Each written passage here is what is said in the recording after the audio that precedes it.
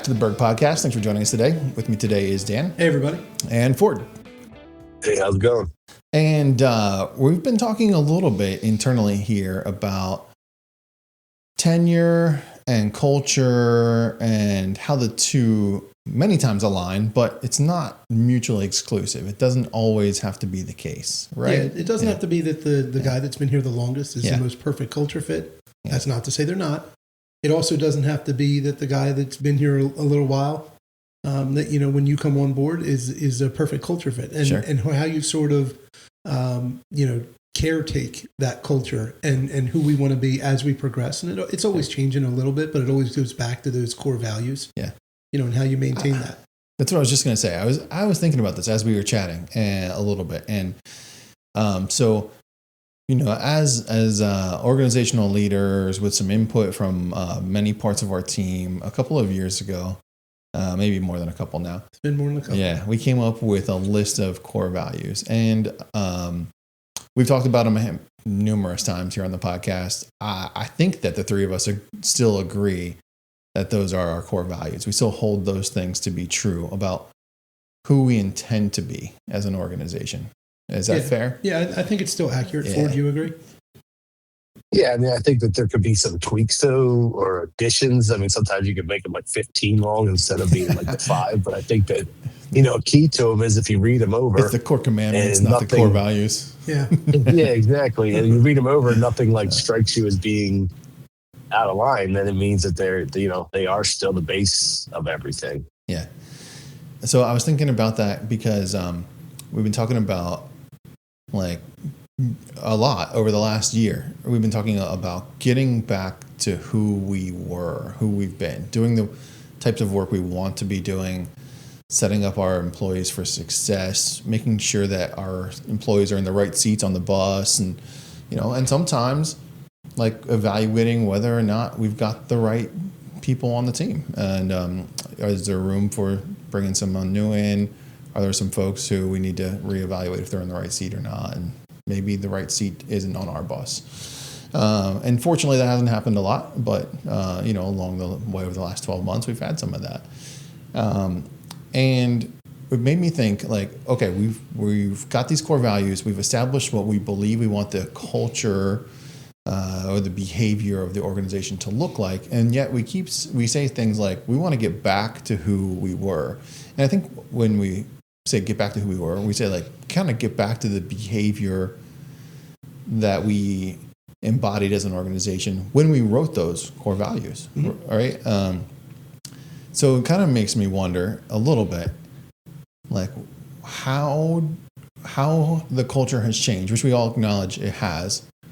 And why? And do we need to revert, or is it progress to move forward towards what we believe it looks like it should now? That's a long-winded version. I mean, I think for me, at least, the changes are pretty easy to call out. Mm-hmm. Some of it is we went through a little bit of a structural change in terms of work, right? In terms of what work we were doing during and post-COVID. And that sort of changed how we would run. And some of it was intentional and some of it was unintentional. We didn't realize some of the things would happen. From a system standpoint, right, there's been some changes in that, me taking on more of the oversight even than I had at that point, and Ford stepping back to allow me to do that. So that's a little bit of a change. Ford and I are different people. It's not my name on the door. Yeah. And it's just, I was not in the field the way Ford was. I wasn't the one that had the first shovel that started this. Sure. So I think that's a little bit of a change.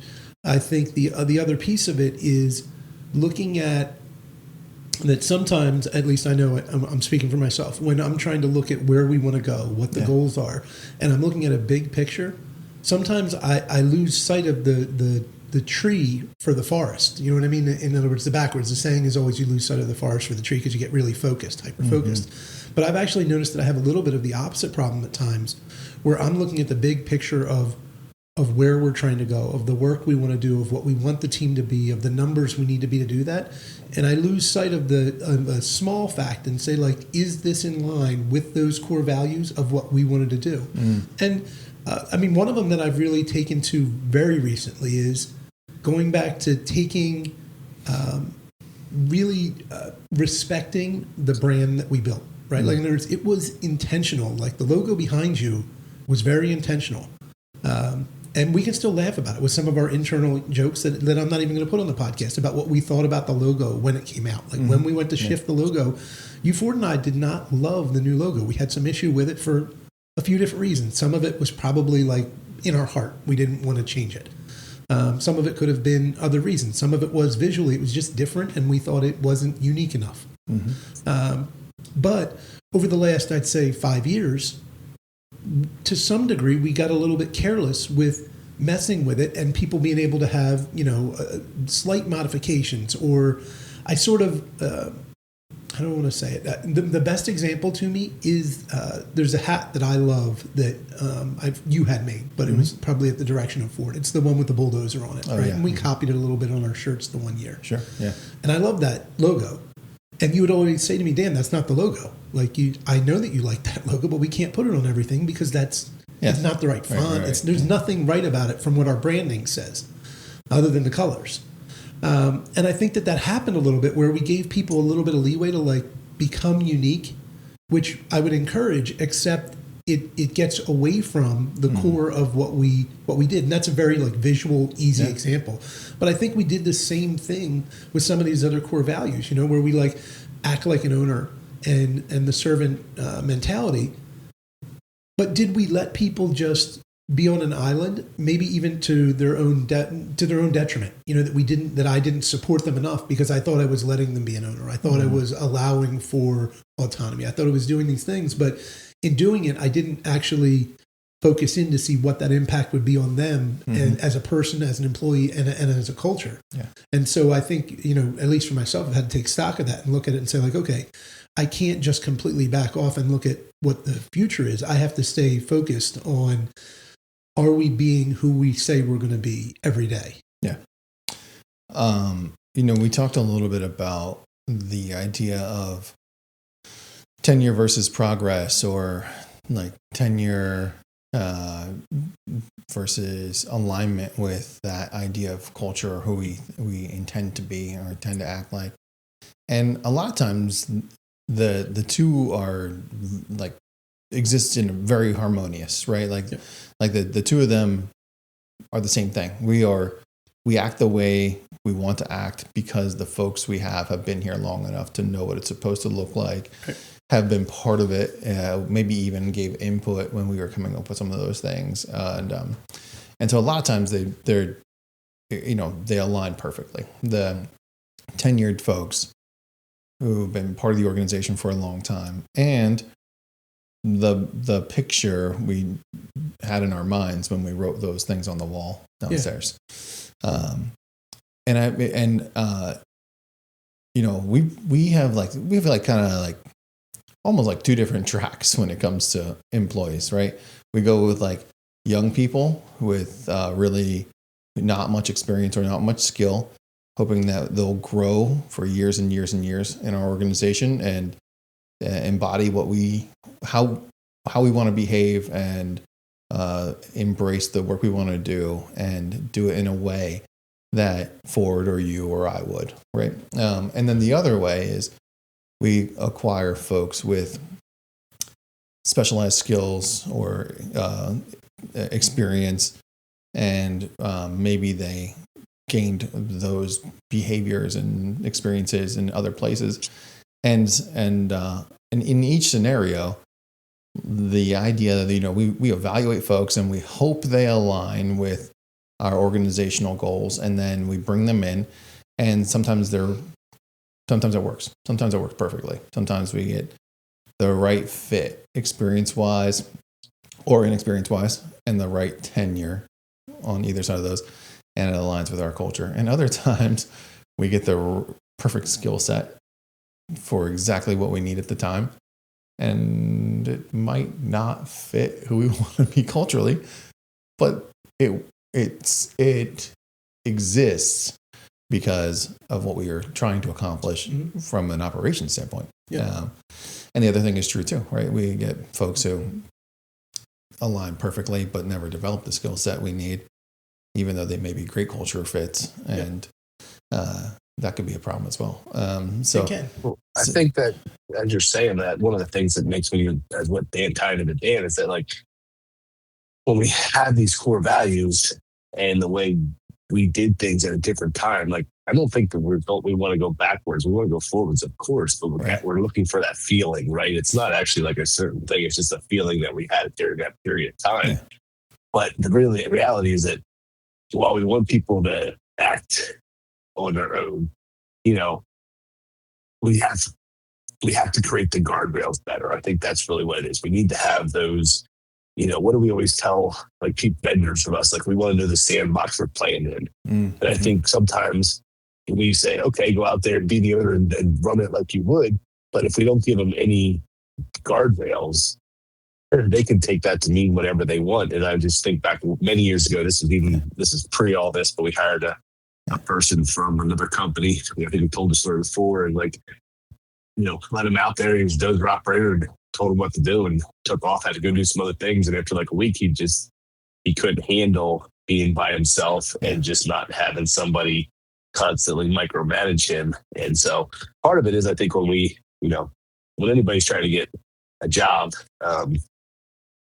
they have IQ, they're going to say the right things at that point. But part of it is, a little bit of trust but verify. Like they have to do it with us for a while and keep an eye on them and help make sure that they're communicating with us and we're communicating with them to make sure that the expectations are appropriate, because, anybody can say anything and anybody can have anything on the resume. But the reality is that working with somebody is the true test. And after, a week, could be 6 months, then you're going to get a real good feel for how that person fits within the culture of the company. Yeah. And they along those lines, Ford, too, the other thing here is I think we have to be fair that, Ford and I both, and I think Brian, you to a lesser degree, I think Brian is very intentional, right? You are very planful. You look at everything and you make very logical decisions. Ford and I, we talk about it that we sometimes are by the gut, and it's hard to predict what we may or may not do.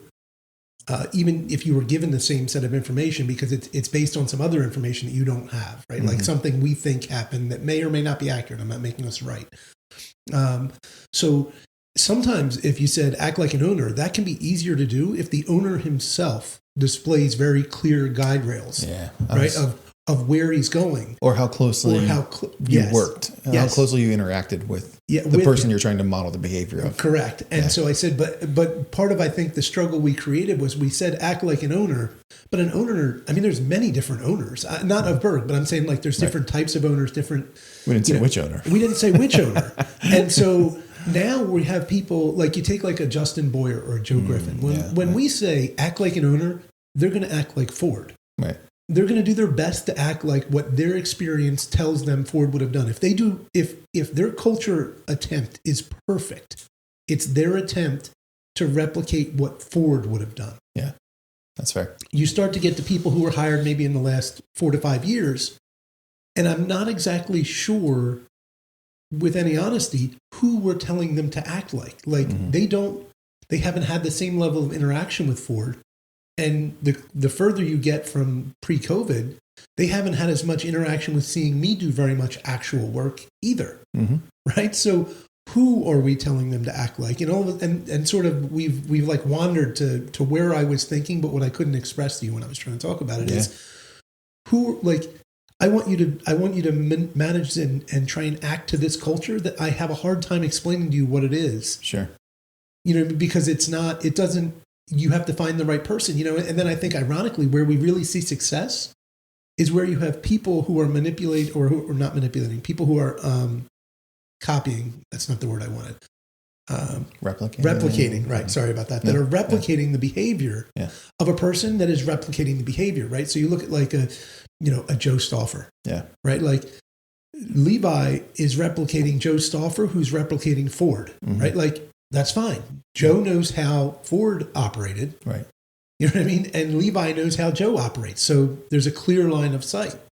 But you have like, and we've been successful with Don and Robert Ferguson. But like, you look at Don and Robert Ferguson, they're trying to follow Stetson who's trying to follow a version of what Stetson thinks Ford and I wanted him to do from when Stetson saw it when he was much younger but wasn't in charge. Sure. So it's like one step back. And so I think that's part of the problem. And we've had that with some of our younger people. And I picked Robert and Don because they don't fit the mold of what I'm trying to talk about, but it's just two of our foremen who wouldn't have seen it. But it is hard to take a younger person and try and grow them into something when you say, I want you to be something, but I can't actually show you the thing that you're trying to replicate. Yeah.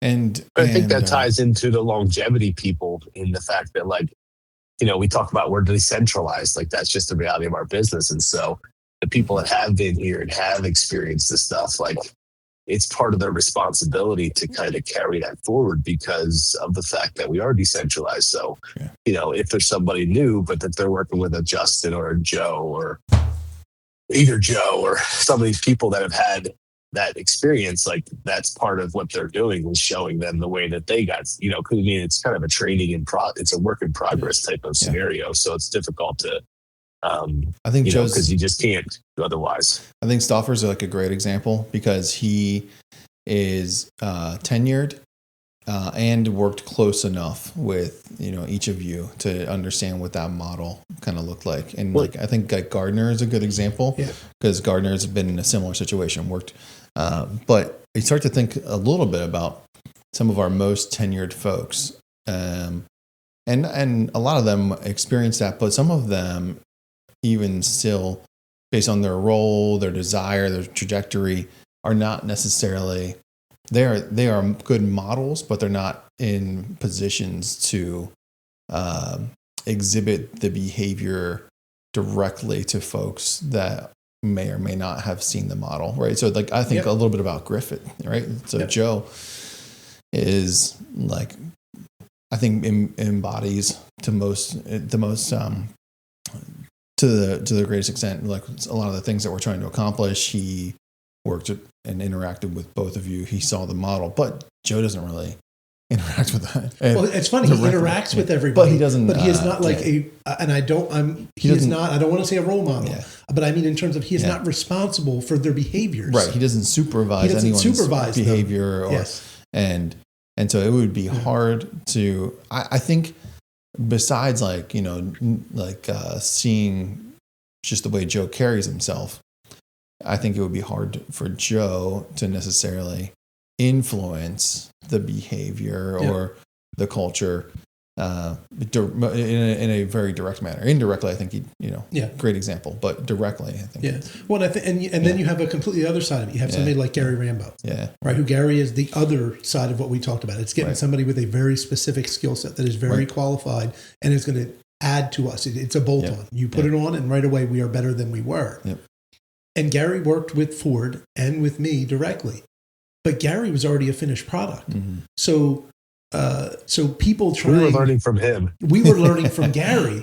And so it wasn't, I am not suggesting he's not a culture fit. I'm saying that Gary was brought in because of Gary's skill set. So when guys work for Gary, they're getting a version of what it is like to work like in truth, if we're being transparent, what you're seeing is how to act the way H&K acted 20 years ago. Mm-hmm. You know what I mean? 2 decades ago. Sure. That's H&K. That's what Gary is trying to grow, which aligns to some degree. I was going to say, it's not grossly misaligned. It's not grossly misaligned by any means. But it is not, like Gary wasn't going to learn how to do stuff from Ford and I. That would have been ridiculous. No, we asked Gary to join us because of he was going to show us on that experience to us. Right. And so, so you have that, and one of the places I think it still exists that you see it. And it's one of the reasons that Ford and I really look at it as, Ford always calls it like a proving ground or a crucible or anything else, is snow. Yeah. Because you get back into snow and, some Ford and I will be there. There's a similar, and the people that are in charge of the snow. Right. Are people who have interacted with us and still do actively because we keep it very close to our vest because it's not our normal, like air quote, normal business. It's not earthwork. Sure. So a lot of times you can see people that succeed there and they will succeed other places because they have the cultural traits that even with inexperience we would look for historically, and a funny thing happened the other day. I was talking about GSK, about Upper Providence. And I was saying, we have this plan for how we're going to try and develop a couple young guys and empower them to run the site. Mm-hmm. And I was talking to Brad about it. And Brad doesn't get mad at me, right? But Brad will get frustrated with me.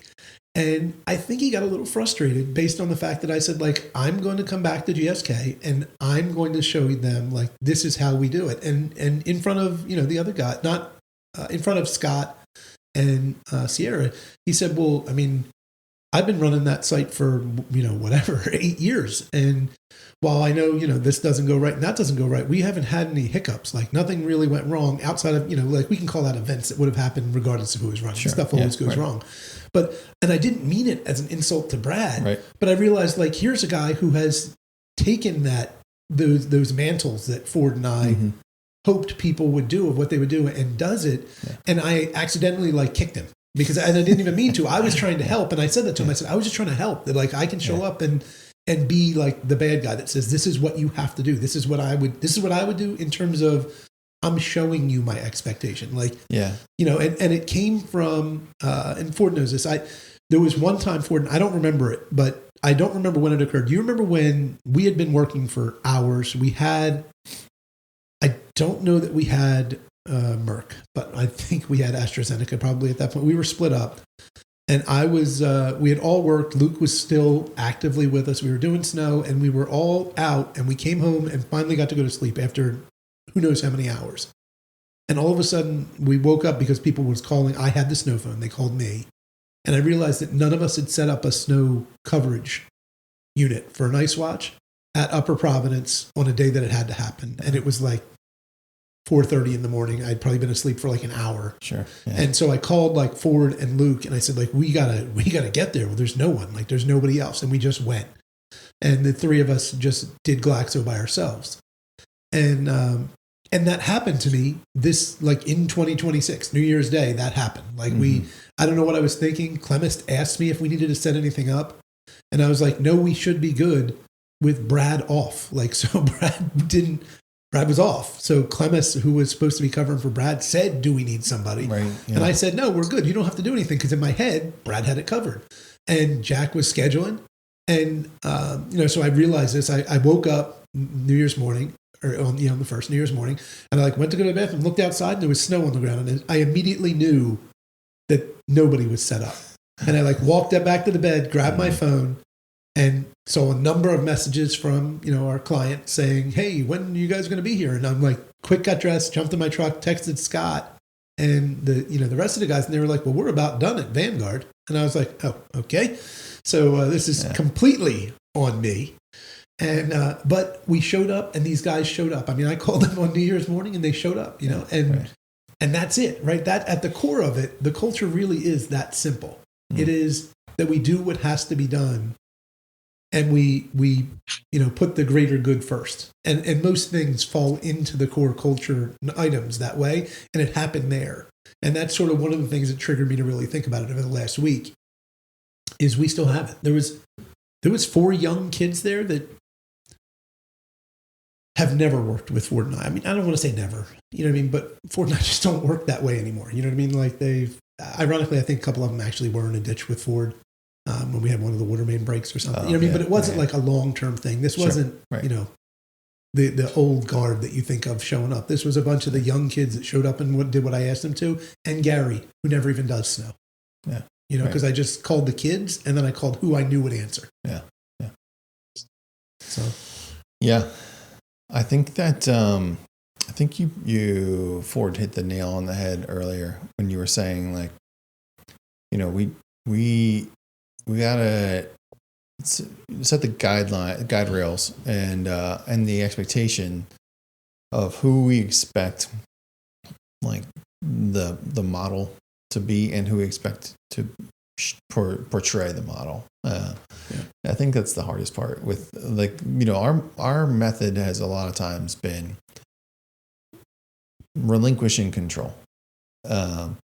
One, because we recognize, obviously, that we can't control all of it. We can't be involved in all of it. We need folks who will take things and own them and execute them well. But in doing that, at times, I think you're right. I think we've sort of just we've made the assumption that they knew what they were looking for. Yeah. I heard Mara talking to one of her friends about a conversation that had occurred. And I sort of, Ford probably isn't there yet with the girls. Like he'll see it, but he isn't there yet. You would have already been there. But when I was in school, they had a project. I was in like 5th grade. And you had to, someone was like, not blindfolded, but they had to act like they were, I can't be PC here. Like they were just dumb, right? Like they had to act really stupid. And you had to explain to them how to make a peanut butter and jelly sandwich. And they were free to do whatever they wanted within the guidelines of what you told them to do. This is old public school when, when schools were very effective, right? More effective. And because you had leeway, right? The teachers had room. They had, the guardrails were wider. And so Mara was like, that'd be so easy. And I was like, yeah, you'd think so. I was like, until, and I don't think I was first, but I was close to first. I had to go through it. And it was different things you had to tell somebody to do. Yeah. I mean, I think the person ended up with like, there was jelly like on the board. Like it was not a good scene because, I mean, it's really simple, Brian. You just make assumptions that they know what they're doing. Right. Yeah. You need 2 pieces of bread and peanut butter and jelly, and then you make a sandwich. And then, well, I didn't actually say to put the jelly on the bread. I said you needed 2 pieces. I also didn't say what kind of bread. I didn't say you needed to take it out of the bag. Where the bread should be. I didn't say to put it on the inside of both pieces. Like there's a lot of steps, you know? Yeah. And I think that's part of it, right? Is like we give direction, but is the direction sufficient based on that we don't really know sometimes what people know or what they don't know? Because with the way our market is and with the way the environment is and the labor market and everything else, you don't really know, you know, and that goes back to Ford's point of people are always going to say like, yeah, I got it. I know what you need me to do. And maybe you do, maybe you don't. Maybe you know what to do, but you don't know the way that Ford would want it done. Right. You know, maybe you know how to do it for a guy with a backhoe company, but not for Alan Myers because Alan Myers has a lot more regulations because there's so many more people. Yeah. So, and you know, we fall somewhere in the middle there, right? But it reminded me of that as we were talking about it, that I don't want to say we haven't given direction, we have, but the direction may not have been thorough enough, may not have been clear enough, and may not have been driven home enough of how we do what we're asking you to do. I think it's also changed too. And, you know, like as you're talking, you know, Ford, you said earlier about it's still progress. Even though we want the feeling of what it used to feel like, it can't be the same way because we've changed as an organization. So it's still progress. It's still moving forward. We want to embrace that model, but it's still got to match who we are today and what we do today and how we act today. And who the world is today. Yeah, and who the world is today. That's a great one. And one of the ways I was just thinking about how like potentially different that could be or where that we might see a big conflict is technology. Like the way we ask our people to utilize technology now versus some of our most tenured employees, the way we ask them to utilize technology is very different. And that actually could be a spot where you like might feel like rifts in cultural behavior potentially that have really nothing to do with tenure or culture. It has mostly to do with change. and it starts to feel like, oh, they're not acting the way we want them to act. In like a weird way, just getting guys to clock in and clock out. Yeah. Right. Like, you know, we want people to just to punch in and punch out. We can set up a what I think is a pretty easy app system. And you punch your number in. It says you started work. You punch your number. It says you stopped work. And we're like, at the heart of it, like our goal is let's get our folks paid. Let's pay them the right amount in the right way and expeditiously. And they're like, this is a pain. You want me to like do this thing on an iPad or I mean, and they don't. The funny part is like I'm it's a question to you. Yeah. Like in other words, all you want is to get the people paid. Yes. Like that's it. Like you really don't care if there's an app or if there's a piece of paper or if as long as it got paid. Brian doesn't care. I'd like to get them paid. And I'd like to have us all have some semblance of an agreement how much they should have been paid.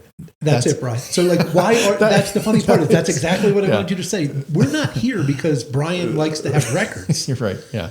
We're here because over the course of time, we would pay people and then, you know, it wouldn't be right. And we needed a way to be able to say like, okay, is it right or isn't it right? Yeah. I mean, they wouldn't have a record of what they worked, but they'd have some idea of what it was supposed to look like, and their foreman would have put something down on paper or on an iPad, and we would have picked it up from some third piece of technology that someone had manually input it into. And in the meantime, we're like, we hope these things are all match and send them a check or send them a direct deposit. And, next week they're calling and saying, hey, you missed this, or this isn't right, or the rate's wrong because I was doing something else. Or it comes from it's not a bad place, right? If we just keep it between you and I, if I write down my hours that I work for you, and you write down the hours that I work for you, it's like the peanut butter and jelly sandwich. You would assume they're the same. Yeah. Like, hey, I wrote down my hours. Okay, I wrote down your hours too. And then a week later, you're like, hey, the hours are wrong. And when we look, I'm like, actually, I wrote down a different number than you did. Right.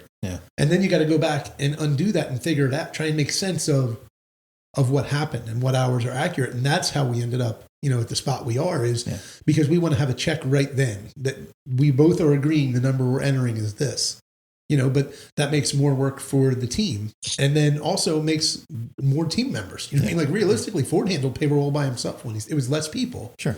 You know what I mean? But as you get bigger, it's not only a replication issue that you have to do it more time, so that you need more people to do it. Mm-hmm. It's also that you need more checks because it's not the same people.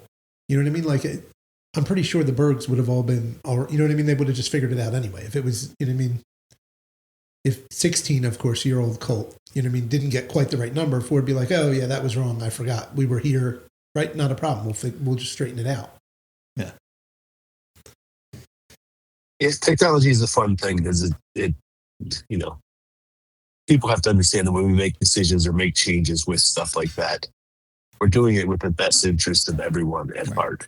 Is it going to be easy to change? No, change is never easy. Yeah. They like doing it the way they did something, but it's part of that progress thing. Like you got to change, you got to make adjustments as you can because, the old stuff might not be working the appropriate way or, we band-aided it together, but at the point we need to make those changes. And, I think the bigger problem is that changes happen more frequently than they used to just because the technology changes quicker and things change faster than it ever did in the past. So, you might be able to do it for 20 years with paper and pencil. And then you start with one app and then you had to upgrade to another app and then another thing. And like you're already 6 iterations in. So maybe you get the right one. But before it was like, oh, we just did it this way. But that's just not a reality of today's time. And so we just have to adjust and do it the best we can. And, we're always looking for the best product or the easiest thing for the team. We're not looking to make it more complicated. But at the same time, we are making to make it as accurate as possible at the same time. Yeah. And it's one of those things, brother, it's not an improvement. Right? Like that's part of the thing with a lot of the apps and the programs that we use. Like at the end of the day, almost in like a funny cultural discussion, at the end of the day, right, in our current shift that we're making a change in how we're going to track costs. Yep. Yeah. We're hoping to get to what we perceive to be that we used to know the costs really well when it was just Ford, right? Like in other words, if everything works perfect, you just know what it cost and how much money we made. That's it. It's like when you get a new roof on your house. All you got is you had a roof. Yeah, had a roof already. Yeah. In theory, you're better than you were, but realistically, no one would know it. You just have a roof on your house. Right. You had a roof when you started. Right. And that's sort of like when you start to mess with a lot of these systems, you're not actually trying to make the result better. The result, you're trying to make it more consistent, more efficient, more... Sure. You're trying to improve it. Yeah. But in the actual function, like you go through all of these changes and you spend so much time and so much money and manpower. And at the end of the day, the person just gets paid, that was already happening. Sure. If everything worked right. But you're trying... So it's just one of those funny things. It's a lot of work to try and get to the exact same spot that you thought you were the first time. Yeah, I know. Yeah. I don't know if we answered any questions. I think people got to hear us talk about, honestly, about culture and how we struggle with it and work through real time some of the realizations that we look at when we realize the core values still work. Right. We just need to figure out how to tie them to people, how to provide them in a way that the people understand what the core value means. Right. Because even though it's very specific, it doesn't have guardrails. Yeah. Which was intentional. Yeah. And how to replicate what we believe the model is in a way that makes it more accessible to more people, So otherwise, if we don't give them the model, we're not sure that they'll build it the same way we would have. Yeah. Good point. That's probably a fair place to wrap it up. So thanks for joining us today, folks. I hope you got something from this, and I hope you come back for another episode.